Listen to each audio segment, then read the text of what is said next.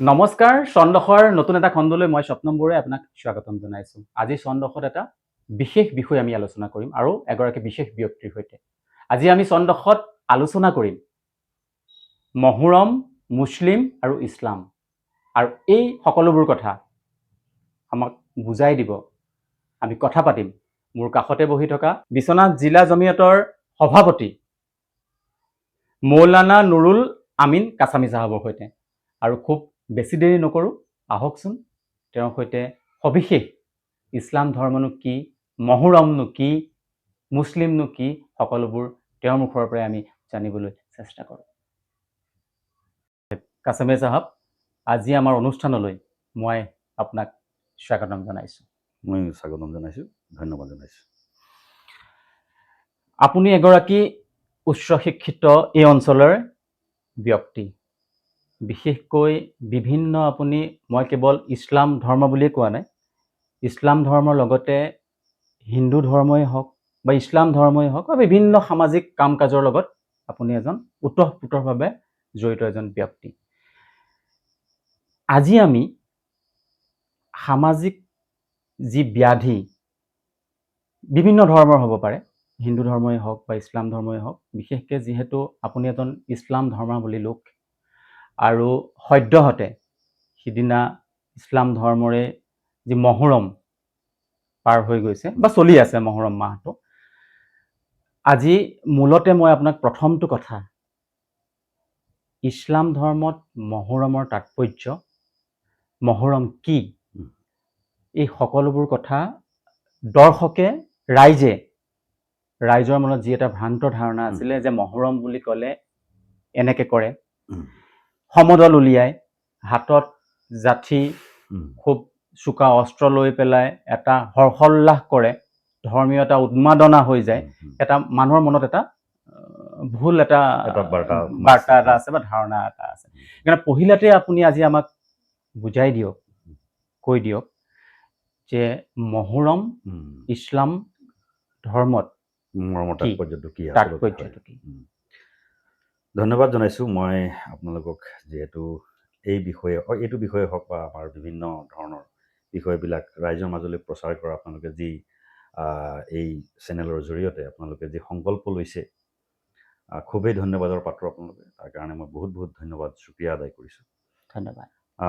কথা হ'ল, চাওক, মহৰমটো এটা মাহ। প্ৰথম কথা হৈছে মহৰমটো মাহ। মহৰম হৈছে ইছলামী কেলেণ্ডাৰ যিটো আছে, হিজৰী বৰ্ষৰ প্ৰথমটো মাহ হৈছে মহৰম।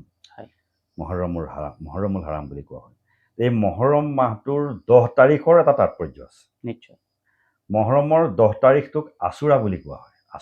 আশুৰা মানে 10, আচাৰাৰ পৰা আহিছে আশুৰা, আচাৰা মানে 10। যেনেকে তো এই আশুৰাৰ দিনটোৰ এটা তাৎপৰ্য হাদিছ শৰীফত বৰ্ণনা কৰা হৈছে। আশুৰাৰ দিনটোৰ তাৎপৰ্যটো হৈছে যে মহৰমৰ 10 তাৰিখেই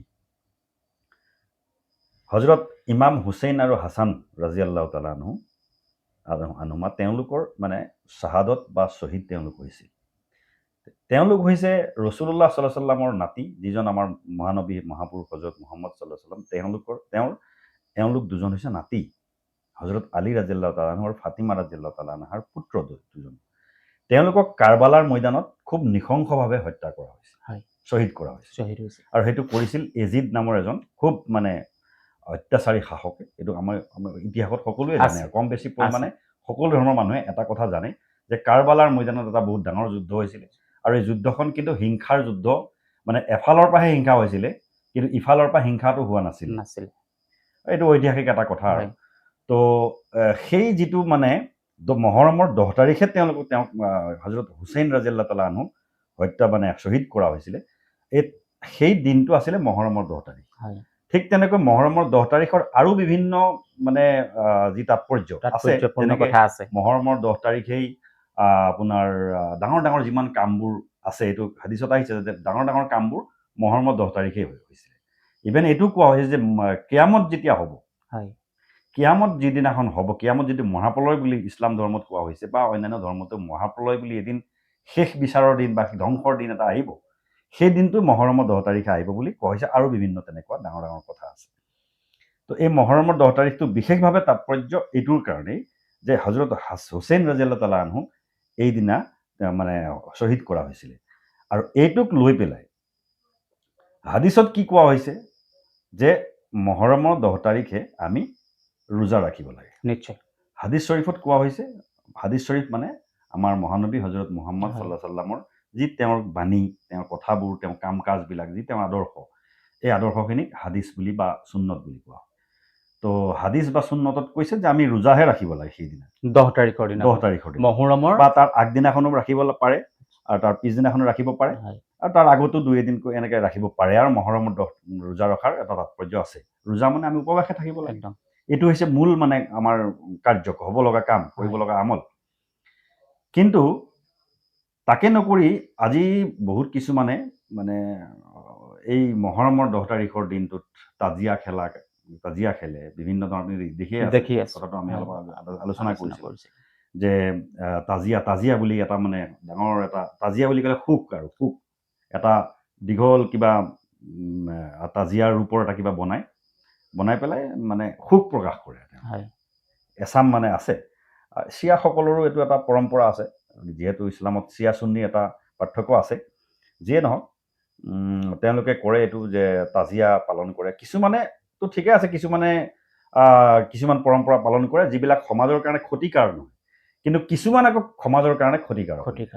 যেনে কিছুমান মানুহে এতিয়া দেখা গৈছে যে মহৰমৰ উপলক্ষ কৰি তেওঁলোকে ৰোড শ্ব' যি মানে সমদল উলিয়াইছে আৰু সমদলত তৰোৱাল, লাঠি, জোং এইবিলাক লৈ পেলাই বিভিন্ন ইছলামৰ আদৰ্শ কোনো কাৰণত হ'ব নোৱাৰে।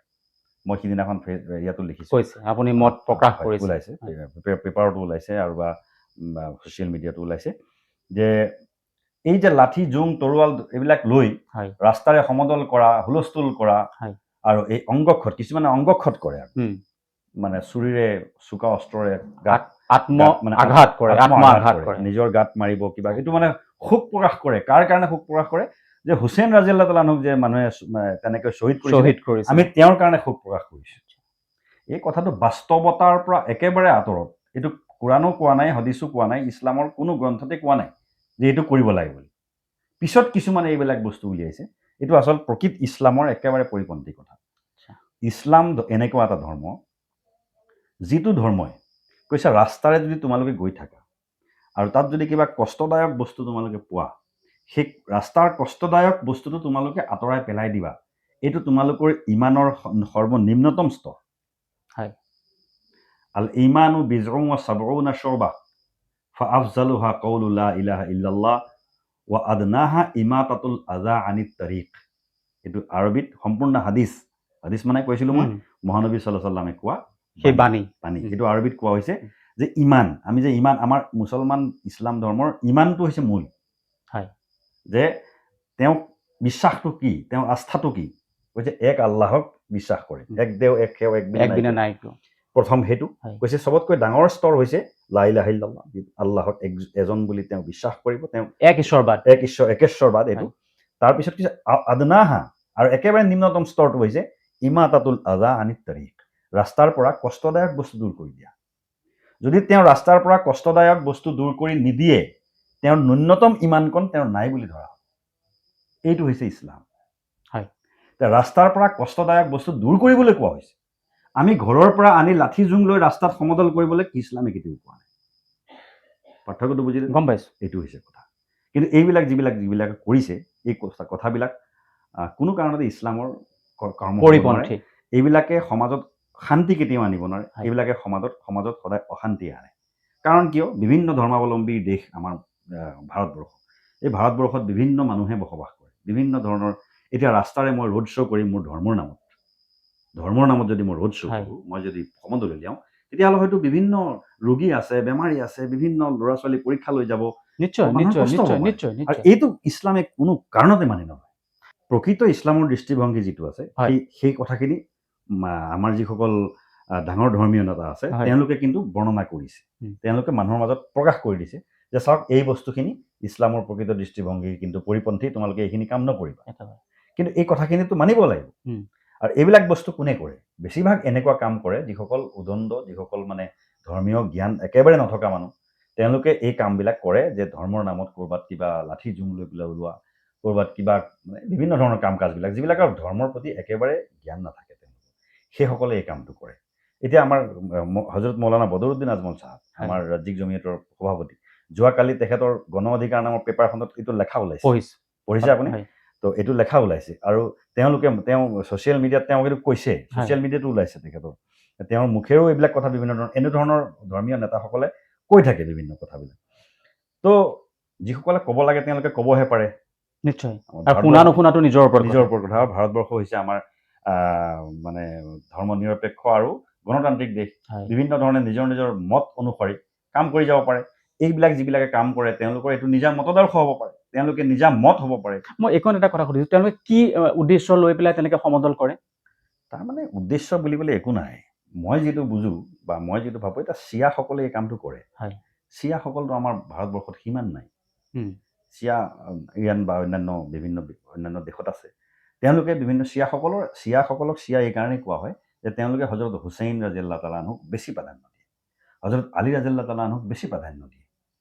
এই যে তেওঁলোকৰ এই যিটো আমাৰ মানে এই এটা মানে এটা আদৰ্শগত মতপাৰ্থক্য এটা আছে, তো তেওঁলোকৰ লগত আমি মানে তেওঁলোকৰ যি আদৰ্শ, তেওঁলোকে যিটো কৰে সেইটো কিছুমান মানুহে ইয়াত কৰিব বিচাৰে।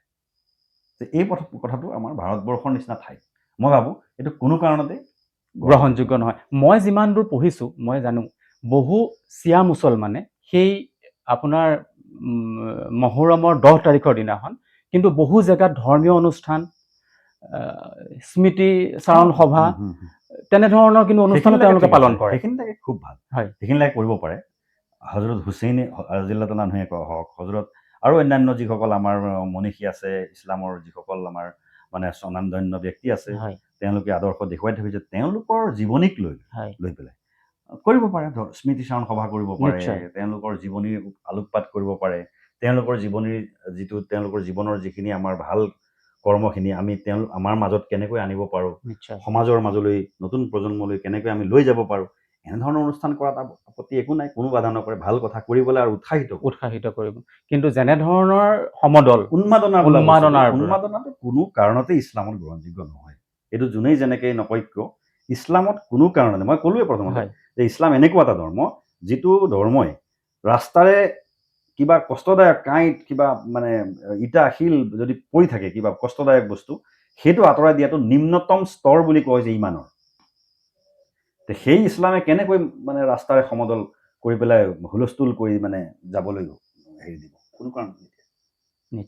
নিশ্চয়। আৰু তাতে এটা কথা, ইছলামততো মানে আত্মঘাতী, সেইটো এটা গুণা বুলি কৈছে। একদম ডাঙৰ গুণা, বহুত ডাঙৰ গুণা। আত্মহত্যা কৰাটো, চাওক আমি আত্মহত্যা কৰাটো আমাক এই আত্মাটো দিছে, হায়াতটো, আমাৰ জীৱনটো এজন আমাৰ স্ৰষ্টা, আমাৰ সৃষ্টিকৰ্তা, তেখেতে আমাক এই জীৱনটো দি পঠাইছে।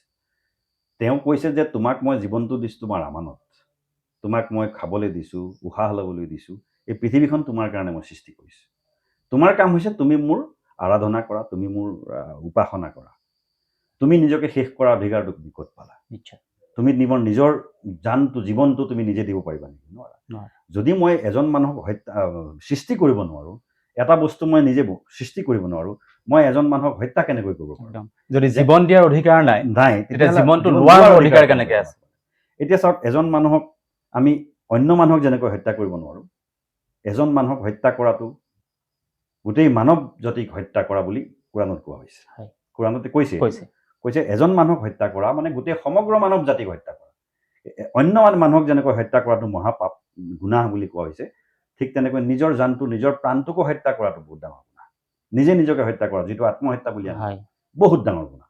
আমাৰ হাদিছত কোৱা হৈছে যে আত্মহত্যা কৰা মানুহে কেতিয়াও জান্নাতৰ স্থান নাপায়, তেওঁ আল্লাহৰ ওচৰ চাপিব নোৱাৰিব, তেওঁ কেতিয়াও চাফাত নাপাব, চুপাৰিচ নাপাব। আৰু আমাৰ সমাজবিলাকতো চাব, আমাৰ মুছলিম সমাজত এইটো আছে, ইছলামিক সমাজত, যে কোনোবা গাঁৱত বা কোনোবা ঠাইত যদি আত্মহত্যা কোনোবাই কৰে, এই আত্মহত্যা কৰা ব্যক্তিজনক কবৰস্থানত কিন্তু মূল জেগাত স্থান নিদিয়ে।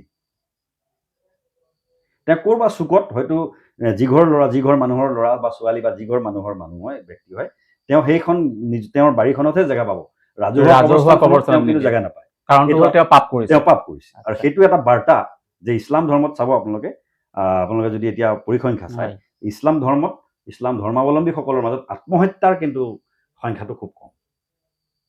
তাৰ কাৰণ হৈছে এই সামাজিক শাস্তি আৰু শাস্ত্ৰই দিয়া এইটো মানে কঠোৰ মানে নিষেধাজ্ঞা যে আত্মহত্যা কৰিবা, তোমাক কিন্তু কবৰস্থানত জেগা দিয়া নহ'ব, তুমি জান্নাতত স্থান নাপাবা, স্বৰ্গত তুমি স্থান নাপাবা।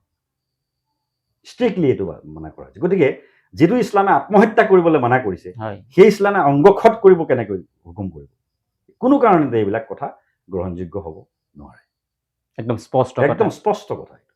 কোনোবাই কৰিছে, কাৰোবাৰ ভাল লাগিছে কৰিছে, কিন্তু এইটো ভাল লাগিলে কৰিলে ইছলামৰ কৰ্ম হ'ব নোৱাৰে। ইছলামে স্পষ্ট নিৰ্দেশনা দিছে যে এইখিনি তুমি কৰিব লগা আৰু এইখিনি তুমি কৰিব নলগা। গতিকে তুমি এইটো ৰাস্তাত যোৱা, এইটো ৰাস্তাত নাযাবা। যদি নিজে মন মানি কোনোবাই কৰি দিছে তো ইছলামৰ কৰ্ম নহয়। ৰাইট, মানে কোনোবাই যদি তেনেকুৱা নিৰ্দিষ্ট কোনো মুছলমানে কৰিছে বা ইছলামে কৰিছে, সেইসকল তেওঁলোকৰ ব্যক্তিগত, তেওঁলোকে কৰিলে মানে গোটেই ইছলাম সমাজক তেওঁলোকে প্ৰতিনিধিত্ব কৰা নাই। সেইটো তেওঁলোকে নিজৰ মতে নিজে বহুতে কৰি আছে। তাৰ কাৰণে দায়বদ্ধ ইছলাম সমাজো নহয়, সমাজখন ইছলাম ধৰ্ম নহয়, ধৰ্মও নহয়, সমাজো নহয়। মুছলিম সমাজখন এতিয়া বহুতেই চাওক ইছলাম ধৰ্মৰ এইটো এটা টপিক এটা বেলেগ আহি যাব এতিয়া যে আজি আচলতে বিষয় আছিলে বেলেগ এটা মানে আলোচনা কৰা, কিন্তু ইমান এইটো মানে বিশদ বিষয় এটা ইছলাম ধৰ্মটো, এইটো পাতি গৈ থাকিলে গোটেই ৰাতিও শেষ নহ'ব আমাৰ, পাতি গৈ থাকিব পাৰি। আৰু আপুনি ইমান জানে এই ধৰ্মৰ বিষয়ে, ইছলামৰ বিষয়ে, যে মই এইটো মানে হতবাক হৈ গৈছো, অভিভূত। বহুত বেছি নাজানো বাৰু, মই বহুত বেছি জানিবলৈও নাপাওঁ, তথাপিও আপুনি এইটো চৰ্চাত আছে বাৰু, যিয়ে নহওক কি ক'বলৈ বিচাৰিছিলে কওক। এই সমাজৰ এই ধৰণৰ কাম কাজবিলাক, এই ধৰণৰ মানে থিংকিংবিলাক, চিন্তাধাৰাবিলাক আমি ৰাইজৰ মাজত প্ৰচাৰ কৰিব গৈ আছোঁ, মানে চেষ্টা কৰি আছোঁ যে প্ৰকৃত ইছলামটো কি আচলতে। প্ৰকৃত ইছলামটো হৈছে যে কেতিয়াও কাকো তুমি অশান্তি নিদিবা, কেতিয়াও তুমি কাকো কষ্ট নিদিবা, তুমি কাৰো প্ৰতি হিংসা নকৰিবা, কাৰো প্ৰতি বিদ্বেষ নকৰিবা, তুমি সকলোৱে তোমালোকে মিলি ভাই ভাই হৈ থাকা। ৰাস্তালৈ যাওঁতে যদি তুমি কাৰোবাক কষ্ট পাই থকা দেখা, তুমি তাক অকণমান সহায় কৰি দিয়া। ওচৰ চুবুৰীয়া, বিশেষকৈ ওচৰ চুবুৰীয়াৰ কথা কয়। ওচৰ চুবুৰীয়া কৈছে তুমি যেতিয়া মাংসৰ তৰকাৰী বনাবা, যিকোনো ভাল সুস্বাদু আহাৰ ৰান্ধিবা, তুমি তোমাৰ ওচৰ চুবুৰীয়াজনৰ খবৰ ল'বা, তেওঁ বা খাবলৈ পাইছে নে নাই। মোলে বনাইছো হয়, তেওঁ খবৰ খাবলৈ পাইছে নাই, তেওঁ খালী পেটে থাকিবলগীয়া হৈছে। এইটো হৈছে ইছলামৰ আদৰ্শ। গতিকে সেই ইছলামে, যিটো ইছলামে এটা পৰুৱাকো খোজকাঢ়ি যাওঁতেও এটা পৰুৱাকো মানে মাৰিবলৈ অনুমতি দিয়া নাই, সেই ইছলামে আনৰ ক্ষতি কৰি কেনেকৈ ইমান ডাঙৰ সমাজত কৰিব পাৰে। মহৰমৰ কথাতে কথাখিনি ওলাই পেলালে।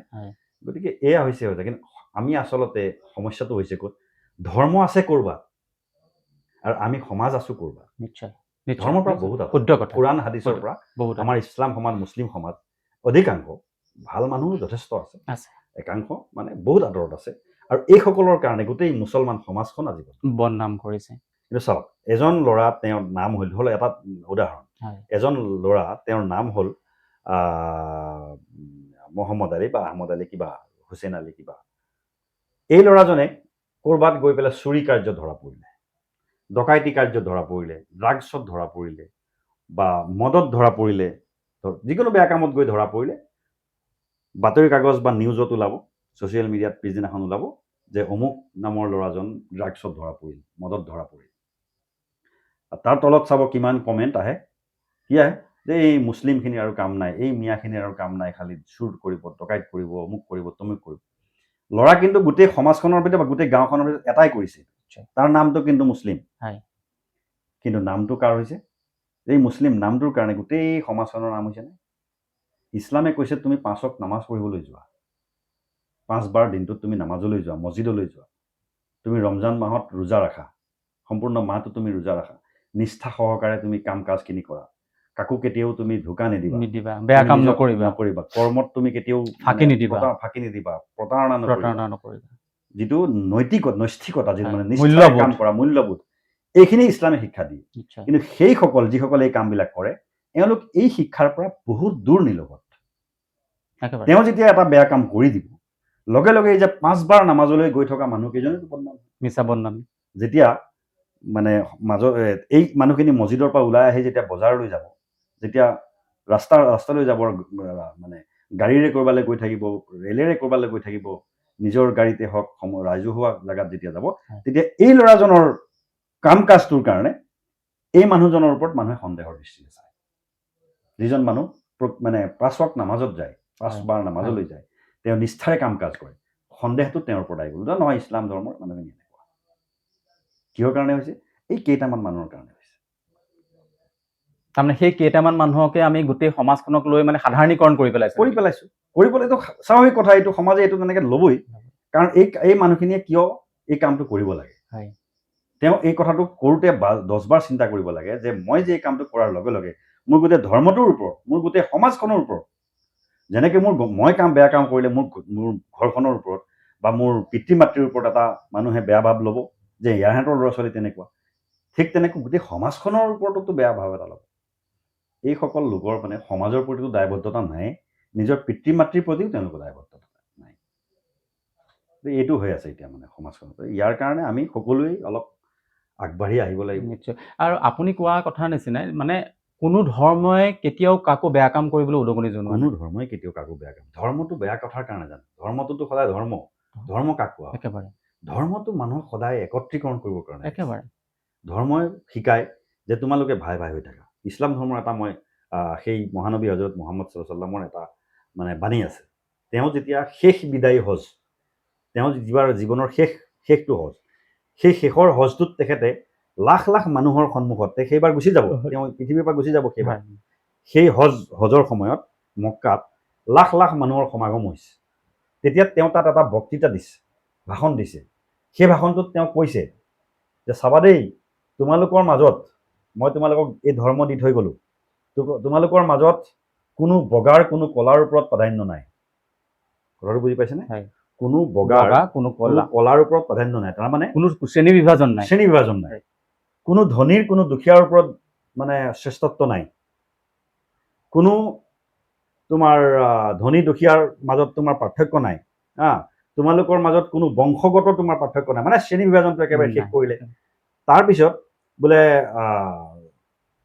তোমালোকে কাৰো প্ৰতি হিংসা নকৰিবা। লা তাহাসাদু ৱালা তাবাগাজু ৱালা তাদাবাৰু ৱাকুনু ইবাদাল্লাহি ইখৱানা। স্পষ্ট কথা তেওঁ আছে, হাদিছবিলাকত আছে।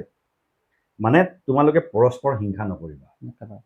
তোমালোকে কোনো হিন্দু, কোনো মুছলিম, কোনো জৈন, কোনো খ্ৰীষ্টানৰ কথা কোৱা নাই, কিন্তু কোনো ধৰ্মৰ কথা কোৱা নাই, মানুহক কৈছে। চাবা দেই, তোমালোকে পৃথিৱীত কিয়ামত পৰ্যন্ত অহা মানুহক কৈছে যে তোমালোকে কোনো মানুহৰ লগত পৰস্পৰ হিংসা নকৰিবা। ৱালা তাবাগাজু, তোমালোক পৰস্পৰ কাৰো প্ৰতি শত্ৰুতা পোষণ কৰি নাথাকিবা। কাৰো প্ৰতি নিৰ্দিষ্টকে কাকো নাম ধৰি কোৱা নাই, ধৰ্মৰ কথা কোৱা নাই, যে তোমালোকে কাৰো প্ৰতি পৰস্পৰ হিংসা বিদ্বেষ নকৰিবা, শত্ৰুতা পোষণ নকৰিবা। ৱালা তাদাবাৰু ৱাকুনু ইবাদাল্লাহি ইখৱানা। আৰু তোমালোকে এজনে আনজনৰ প্ৰতি কেতিয়াও পিঠি দি নিদিবা। তাদাবাৰু তাৰমানে এজনৰ বিপদ হৈছে, তোমাৰ ঘৰৰ ওচৰতে চুবুৰীয়া এজনৰ বিপদ হৈছে, তোমালোকৰ সমস্যা হৈছে, তোমালোকে সেই বিপদত তেওঁৰ খবৰ উদ্ধাৰ কৰা, তেওঁৰ খবৰ ল'বলৈ যোৱা, তেওঁৰ কি হৈছে, তেওঁৰ কি প্ৰয়োজন আছে, তুমি তাক পূৰণ কৰা। ৱাকুনু ইবাদাল্লাহি ইখৱানা। চবচে ডাঙৰ কথা কৈছে যে তোমালোকে সকলো ঈশ্বৰৰ সৃষ্টি, আল্লাহৰ সৃষ্টি, আল্লাহৰ বান্দা, ইখৱানা, তোমালোকে ভাই ভাই হৈ যোৱা। ৱাকুনু ইবাদাল্লাহি ইখৱানা, তোমালোকে আল্লাহৰ বান্দা সকলো ভাই ভাই হৈ থাকা, ভাতৃত্ববোধৰ এনাজৰীৰে বান্ধা। এইটো হৈছে ইছলামৰ প্ৰকৃত বাণী। আৰু সেইটোৱে জাহিদ, মানে ইছলাম ধৰ্মই হওক বা আন যিকোনো ধৰ্মই নহওক, ধৰ্মৰ মূল উদ্দেশ্যটোৱে হ'ল যে মানুহক সমন্বয়েৰে বান্ধি পেলাই ৰখা, ধৈৰ্য, সহ্য, সমন্বয়, ত্যাগ, সহিষ্ণুতা, সেইবোৰে ধৰ্মৰ বাণী নহয় জানো? সেইটোৱে গোটেই কথাখিনিতো এইখিনিতে আছে। এতিয়া বহুতে কয় যে যদি ধৰ্ম এইখিনিয়ে শিকায় তেতিয়া যুদ্ধ কিয়? চাওক, যুদ্ধ যেতিয়া মানুহে এখন ৰাষ্ট্ৰ পৰিচালনা কৰিব লগা হয়, তেতিয়া তাত যুদ্ধটো অনিবাৰ্য, এইটো হয়েই। এইখিনি বেলেগ কথা, সেইটো এটা বেলেগ এটা বিষয়লৈ গুচি যাব। ধৰ্মই যদি সেইটো শিকায় যুদ্ধ কিয় বুলি ক'লে আমি বেলেগ এটা বিষয়লৈ, চব ধৰ্মতে বা যুদ্ধৰ কথা বিভিন্ন কথা আছে। কি কাৰণে যুদ্ধ হৈছে? বোলে মানে অসুৰক দমন কৰিবৰ কাৰণে যুদ্ধ, অপশক্তিক দমন কৰিবলৈ যুদ্ধ, গতিকে এই কৰিবৰ কাৰণে যুগে যুগে যুদ্ধ আছে। সেইখিনি এটা বেলেগ টপিক, কিন্তু ধৰ্মৰ মূল বিষয়টো আমি আজি কথা পাতিছো বা আপোনাৰ পৰা জানিবলৈ চেষ্টা কৰিছো যে ধৰ্মৰ উদ্দেশ্যটো কি, ইছলামে কি কয়। সেইটোৱে ধৰ্মৰ উদ্দেশ্য, যিকোনো ধৰ্মই হওক, হিন্দু ধৰ্মই হওক, ইছলাম ধৰ্মই হওক, সেইটো এইকেইটা সহানুভূতিশীল হোৱা, সহিষ্ণুতা, সহিষ্ণুতা মানুহৰ হওক, প্ৰতি প্ৰেম কৰা, মানুহৰ প্ৰতি মৰম কৰা, দয়া কৰা, এইখিনি হৈছে ধৰ্মৰ মূল শিক্ষা আৰু মূল কথা। আৰু এইখিনিকে নকৰি পেলাই যোনে বিপৰীত দিশত যায়, এওঁলোক হয়তো নামটো ধৰ্মৰ হ'ব পাৰে, নামধাৰী হৈছে সেই ধৰ্মৰ মানুহ, কিন্তু এওঁলোক আচলতে সেই ধৰ্মৰ মানুহ নহয়, তেওঁলোকৰ ধৰ্মৰ প্ৰতি কোনো সম্পৰ্ক নাই। হয়তো দেখা চাৰ কৰি আছে, সেই ধৰ্মৰ মানুহৰ ঘৰত জন্ম লৈ ল'লেহেঁতেন, কিন্তু তেওঁ ধৰ্মৰ প্ৰতি কোনো ধৰণৰ তেওঁ দায়বদ্ধতা নাই, সমাজৰ প্ৰতিও কোনো দায়বদ্ধতা নাই। অকল ধৰ্ম, তেওঁ ধৰ্মৰ হ'লে কি হ'ল, এই যিখন সমাজ, এই সমাজখনৰ প্ৰতি তেওঁৰ কোনো দায়বদ্ধতা নাই। আজি আমি এইখন বৃহত্তৰ সমাজখনত আছোঁ, আজি আমি চতিয়াত আছোঁ, আমি বিশ্বনাথত আছোঁ, আমি এই সমাজখনৰ এই বাৰ্তাখিনি আমি ইয়াত সকলোৱে বসবাস কৰোঁ, ভাই ভাই হৈ বসবাস হৈ আছোঁ, সকলোৱে আমি ভাতৃত্ববোধ চেনেহ মৰম চেনেহ, আমাৰ মাজত কোনো ভেদাভেদ নাই। এতিয়া যদি ধৰ্মৰ নাম লৈ কোনোবাই যদি এইটো ভেদাভেদটো সৃষ্টি কৰিব বিচাৰে, তেতিয়াহ'লে এইটো প্ৰব্লেম নহয়, এইটো আমি হ'বলৈ নিদিওঁ। একেবাৰে আচলতে আমি জীয়াই থাকিবলৈ হ'লে আমি প্ৰথমতে মানুহ হিচাপে আমাৰ প্ৰথম চিনাকি হ'ল আমাৰ মানুহ, তাৰপাছত তেওঁ ধৰ্ম, কোন ধৰ্মৰ মানুহ, কি কথা। আৰু ধৰ্মই সদায় ভালটোৱে শিকাইছে, বেয়াটো কেতিয়াও, কোনো ধৰ্মই কেতিয়াও কাকো বেয়া কৰিবলৈ শিকোৱা নহয়। ভুল বুজাবুজি কিছুমান সৃষ্টি হৈছে, আমি এই ভুল বুজাবুজি আঁতৰাবৰ কাৰণে আমি চেষ্টা চলাই আছোঁ। আমাৰ এটা অনুষ্ঠান আছে, Islamic studies and research academy, আমি তাৰো অধ্যক্ষ, আমি কিতাপো উলিয়াইছোঁ বিভিন্ন ক্ষেত্ৰত। এয়া ইছলাম আৰু কোৰাণৰ, আপুনি PhDও কৰি আছে ন গুৱাহাটী বিশ্ববিদ্যালয়ৰ পৰা, কি বিভাগত কৰি আছে অকণমান কৈ দিয়ক। মই আচলতে পাৰ্চিয়ান ডিপাৰ্টমেণ্টত, মই এৰাবিক ডিপাৰ্টমেণ্টত মই MA কৰিলোঁ, তাৰপিছত পাৰ্চিয়ান ডিপাৰ্টমেণ্টত মই বৰ্তমান হেৰি কৰি আছোঁ, PhD কৰি আছোঁ। মোৰ টপিকটো হৈছে যে ইমাম গাজালিজ কণ্ট্ৰিবিউশ্যন ইন চুফিজম মোৰ টপিক, আৰু চুফিবাদ, এই চুফিবাদটোৱে কেনেকৈ মানে দেশলৈ বা বিশ্বলৈ শান্তি আনিছিল, এই চুফিবাদৰ ওপৰত মই পঢ়ি আছোঁ। আৰু কথাটো পাতিবলগীয়া বহুত আছিলে, কাৰণ ইমান কম সময়ৰ ভিতৰত সকলোবোৰ কথা সামৰি পেলাই শেষ কৰিব কেতিয়াও পৰা নাযায়। তথাপিও ইমান কম সময়ৰ ভিতৰত আপুনি যিমান পাৰে ইছলাম ধৰ্ম সম্পৰ্কে বুলিয়েই নকওঁ, ধৰ্মৰ সম্পৰ্কে আপুনি আমাক ধুনীয়াকৈ পৰামৰ্শ দিলে, বুজাই দিলে, তাৰ বাবে আপোনাক বহুত বহুত ধন্যবাদ। মই ধন্যবাদ জনাইছোঁ আপোনালোকক। আহিলে কষ্ট কৰি বহু সময় বহিলোঁ আমি একেলগে, আমি মাজে মাজে লগ পাই থাকিম আৰু কথা পাতিও, মানে অনানুষ্ঠানিকভাৱে আমি কথা পাতিও যথেষ্ট ভাল লাগিছে। আৰু এই সম্পৰ্কটো আমাৰ থাকিব নিশ্চয়। মই আজি আমি সেই ৰাজহুৱাকে আনুষ্ঠানিক কেমেৰাৰ সন্মুখতে কথাটো কৈছোঁ, কাৰণ আপুনি এজন যথেষ্ট অধ্যয়নপুষ্ট মানুহ, আৰু অধ্যয়নপুষ্ট মানুহসকলক মোৰ মানে এটা দুৰ্বলতা আছে তেখেতসকলৰ প্ৰতি, আৰু মোৰ ভাল লাগে। সেইকাৰণে মই ৰাজহুৱাকে কৈছোঁ, এই সম্পৰ্ক আমাৰ থাকিব নিশ্চয়। আমি বিভিন্ন বিষয়ৰ ওপৰত আমি কথা পাতিম, আমি কিতাপৰ কথা পাতিম, আমি ধৰ্মৰ কথা পাতিম, আমি সমাজৰ কথা পাতিম, বিভিন্ন বা বাতৰি আমি কথা পাতিম, এই সম্পৰ্ক আমি থাকিব। আৰু পুনৰবাৰ যিহেতু আমাৰ সময় তাকৰ, আজি এই অনুষ্ঠানৰ পৰা, এই চন্দশৰ পৰা আমি বিদায় মাগিছোঁ। মই চন্দশলৈও মই মোৰ ধন্যবাদ জনালোঁ আৰু শুভকামনা থাকিল। আপোনালোকৰ এই অনুষ্ঠান ৰাইজৰ সমাজৰ উপকৃত কৰক, আৰু সমাজ ইয়াৰ পৰা উপকৃত হওক, কামনা কৰিলোঁ। বহুত বহুত ধন্যবাদ।